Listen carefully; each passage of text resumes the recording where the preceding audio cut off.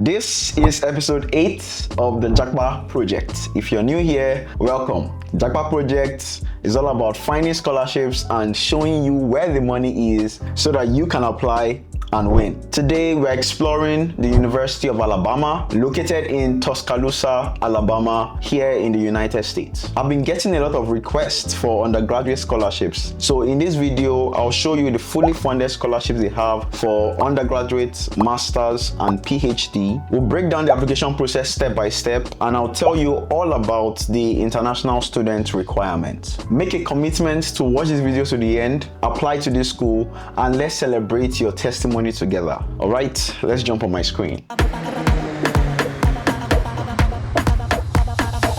First things first, it always blows my mind that 74.4% of you who regularly watch these videos have not yet subscribed. So could I ask you for a favor before we start? If you like this Japa project and you want to support my team and I, the free, simple way to do that is by hitting the subscribe button. And my promise to you is that if you subscribe, my team and I will do all that is in our power to find the best opportunities for you. We'll also listen to your comments and use them to improve our videos. Thank you so much.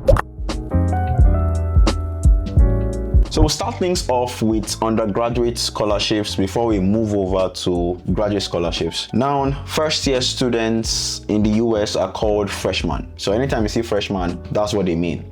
So 3 steps here to maximize your scholarship opportunities. Complete 3 steps. Number 1, apply for admission and scholarships. And these links will be in the description below. We'll go through several other links. They'll all be in the description below. Apply for admission and scholarships. Step 2, complete the additional scholarship applications in the Alabama Scholarship Award Manager. And then step 3, explore additional scholarship opportunities. So applying for admission and scholarship, first of all, you have to submit this. So an application for admission, your high school transcript, your ACT score, and the international admissions requirement page, which we are going to look at together. This is the how to apply page. So that is where you're going to apply. These scholarships are included in your admission application. So you will get automatically considered for merit-based scholarships. Most scholarships are awarded by financial aid, and most competitive scholarships by the Alumni Association. Remember, this is international students page. So everything on this page applies to you as an international applicant. All right. So you want to study bachelor's in the US, this is the requirement. For people that are going to come in 2026, if you're going to get a significant scholarship that's going to cover your tuition, you are going to be aiming for the UA Scholar or Presidential. Now, all these other ones are good and they are decent, like you get something out of it, but 6,000, 8,000, 10,000, they're not going to cover your tuition per year for 4 years. But UA Scholar, Presidential are enough to cover your tuition, and this is the requirement. So you need at least 30 in ACT or 1,360 in SAT. If you can get higher, then you can qualify for presidential, and then 3.5 plus over 4.0. Now, if you get this, you get this 24 and 28 per year, which is very good. If you now have a perfect CGPA, so in your secondary school you did exceedingly well, your grades were so on point, you qualify for the presidential elite. And with that perfect CGPA or 36 ACT, 1,600 SAT, you'll be selected for Presidential Elite Scholar, and you're going to get tuition for up to 4 years or 8 semesters. Your first year of on-campus housing will be at the regular room rate. Okay, they're going to also cover your housing for the first year, 1,500 per year for supplemental scholarships, and then 2,000 one-time allowance for research or international studies. So you're going to get all of this if you are a presidential elite. And this 1,600 here is the perfect SAT score. Like, you didn't fail anything, which is really nice. Deadlines, spring 2026. Spring starts in January, runs from January to May. The deadline for that is December 15th, surprisingly. So between December and January, you have to quickly get your visa and all. But for fall, summer and fall starts August 2026. You have to submit by December 5th, priority deadline. Okay, so that's about the automatic merit award. Now, competitive admission award. So if you submit your application and they evaluate your application that your application is also strong, you can get a value of from $6,000 to full tuition. So in between 6,000 to full tuition. This is, remember, international scholarship. To get this for spring, you have to submit by November 3rd, and then for summer, you have to submit by December 5th. So submit your application as soon as possible. That's the major scholarship I want to cover in this video. When I drop this link in the description, you can check out these other ones. There's this Alabama Scholarship Award Manager when you have applied. So I can't show you this award manager now because you will gain access to it via my BAM once you're admitted. So once you're admitted to the school, you'll be able to have access to this ASAM, and you can apply for more scholarships that are listed there. Alright, so now let's talk about graduate scholarships. So for masters or PhD. Now this is the website's graduate school. As you can clearly see here, paying for graduate school. Nearly half of the graduate students receive funding to cover some or all of the expenses related to graduate degree, which is really nice because the funding adds up really quickly. Alright. Let me show you the different types. So there are two major types I want to bring you to your attention. The first are assistantships. If you're regular on this channel, you know we talk a lot about graduate assistantships, and so they are the most common source of funding, yes, in every graduate school actually. And there are three types: GTAs, where you assist in teaching, grading. There's GRA, where you assist professors in doing research, and then GAA, where you support admin task. So the benefits of this is you have a stipend to cover living expenses. So your rent, this house like you're living in, yeah, your stipend is my stipends I'm using to handle this. So a stipend to cover living costs, your rent, your feeding, transportation, then tuition scholarship limited to 15 hours or your actual tuition cost. For as an international student, you're required to do 9 credit hours at least per semester. 9 credit hours is 3 courses.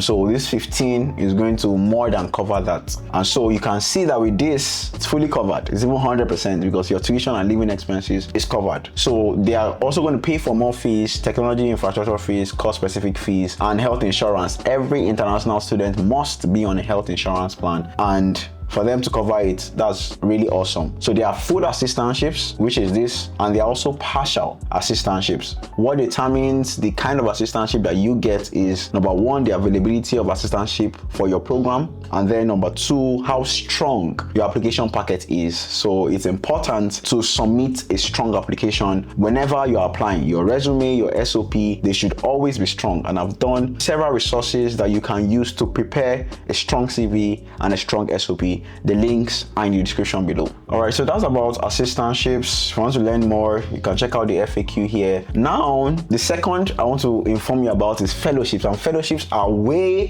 juicier than assistantships. So they are designed for exceptional applicants and current students. So you have to be admitted first before you can get a fellowship. So as you are applying now, trying to get admission and all that, you would most likely be getting an assistantship first. Yeah, so it's when you are admitted that you can be considered for fellowship. You can't get fellowship when you've not applied. So what's the benefit of fellowship? You get a stipend, minimum of 20K per year to cover your living expenses, tuition scholarship. You get the same benefits. It looks the same, but then fellowships are different from assistantships. Fellowships, you don't have to work, so it's essentially free money. But then assistantships, you have to work for up to 20 hours per week doing this teaching assistant or research assistant or admin assistant, and in exchange for that, you're getting all those benefits. But for fellowship, you're just getting it for free and you don't have to work. Really nice. To get this fellowship, you have to be nominated by your program, and the deadlines for these are people that are already in the program, but these 2 and 3 are people that are going to be admitted. So if you're admitted student starting a new program in summer of fall 2026, January 15, so if you apply before then and you get admitted and your grade is exceptional, they can nominate you. Your program director, which is here, graduate program director, can nominate you for fellowship. If you apply after that deadline, this is another round, February 12th, for nomination again for fellowship. University of Alabama awards 100 graduate council fellowships every year, and you could be one of them. The National Alumni Association gives 23 fellowships, and then it also talks about some other nominating bodies here for fellowships. So now if we scroll down, we'll see that there are even some more scholarships. Man, the University of Alabama is very generous. There are some more scholarships here. If you're gonna do a PhD, there is the Southern Regional Educational Board Doctoral Program scholarship that's available. Supports newly admitted doctoral students planning a career in college teaching. So if you want to be a professor, this is for you. You can get $20,000 annual stipend for up to 3 years and 100% tuition scholarship from University of Alabama. The students receiving this 3-year award will also receive assistantship from their department in year 4 and 5. So for your first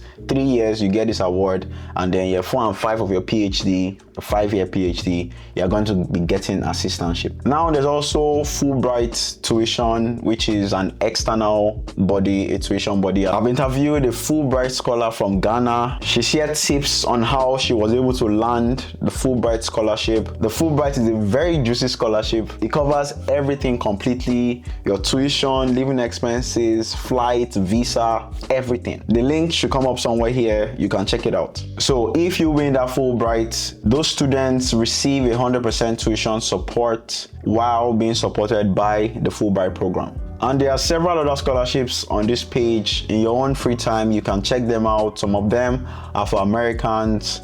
So you can just check them out and see if there's any other one here that you qualify for. So let's talk about the application requirements. And I'm going to do this in 3 parts. First of all, we'll look at a program, then we'll look at general undergraduate requirements, and we'll look at general graduate requirements. All right, so this is the homepage of Alabama. I know that sometimes navigating the school's website is hard, so that's why I try my best in these videos to also show you the navigation. So this is the homepage. If you click on menu here, we can click on academics, and now we have the programs. Don't click here. If you click here, it's going to take you to the catalog. Feel free to click it, but for me to get exactly where I want to go to, I'll prefer to go through here. So your program that you want to study, where is it housed? Is it arts and science education, environmental science, business, or wherever? So in this video, we see a lot of requests for accounting. So it's accounting we're going to look at, and it's under College of Business. I'm going to click College of Business. You scroll down here and you can see different available programs. So click on master's program, and these are the various programs here. I'm going to click on accounting. So I want to simply scroll straight to the admission requirements. Bachelor's degree, transcript, SOP, CV, 3 letters of recommendation, GMAT of 500 for old version, Focus Edition 485, and then TOEFL or IELTS English proficiency. I'll show us how to get this waived later on. The GMAT can be waived. If you meet any of the following requirements, you qualify for a waiver. So if your CGPA is 3.25 or above in a minimum of 15 upper division credit hours. So the last 15 credit hours follow. The last 15 credit hours of your undergraduate degree. This might have been your final year, your first and second semester in final year. How many credit hours did you do? Now calculate the CGPA there. If it's 3.25 and above, that's 3.25 over 4.0 and above, then you qualify for this GMAT waiver. Another way to get it, if you already hold a graduate degree, you pass CPA exam, or you have 5 years of work experience in a managerial role. Now, these are the application requirements using accounting as an example. Follow the link in the description, check out your programs page, check out the requirements that they ask for, and then prepare those documents to apply. So say I want to check another PhD program here in this school, and there are several PhD programs here. Let me do PhD in economics, and I want to look at the requirements. GRE score is required. They even give you the quantitative score 160 and verbal of 155 at least. Now, letters of recommendation, previous course taking, personal statement, and then your grade, which is your transcript. Now, if we scroll down, talk about TOEFL, we'll get to that later. Deadlines. So on your website, you should also see deadlines. If you don't see deadlines there, contact the program coordinator to know if it's still open. You see, for this economics PhD program is on a rolling basis, which means as you're watching this video, you can go ahead and apply. They are always reviewing applications and always giving admissions. But to receive full consideration, for admission in funding, you need to submit by January 15th. Decisions for funding will be made early February. Now let's look at the application requirements for undergrad students, and as you usually highlight, we want to see the transcripts, the English proficiency requirements, and the deadlines as well. So first thing here, we'll see the admission priority deadlines for the different semesters. We have spring, November 3rd, summer and fall, December 5th. They are both December 5th, and you can see fall is August to December, spring is January to May. Now the application procedure, you can either click this link or you click how to apply here. They'll both take you to the same place. This is for people that studied here in the US, did their secondary school here in the US. So let's scroll down to people from outside the US. So admission requirements. So your transcripts will be reviewed within the context of your school and your country. Your GPA will be calculated on all your coursework. Unofficial transcripts are allowed. And so what this means is that you can meet your teacher to get all the grades and all the scores, all your report card, compiling all of them, and you then upload that when you're applying. Then English proficiency requirements, which we'll talk about, and of course some visa things. Required documents for students graduating from high school in Nigeria, Liberia, Ghana, Gambia, and Sierra Leone. They must submit a copy of their WAEC result and scratch card information in order to complete the application. And then if you graduated 6 or more months ago, you have to include a brief statement listing all the academic activities that you did before graduation. Then proof of English proficiency, and then submit your official ACT and SAT scores. Speaking about English proficiency, let's open this on a new page. This is still for undergraduate admissions. So these tests are to be written, but there are some people that are exempted. Now, let's see. If you're a citizen, exemptions are granted to if you're a citizen from one of these countries. So there are several countries here. There's Ghana here, there's Kenya, there is Nigeria, there's Sierra Leone, South Africa,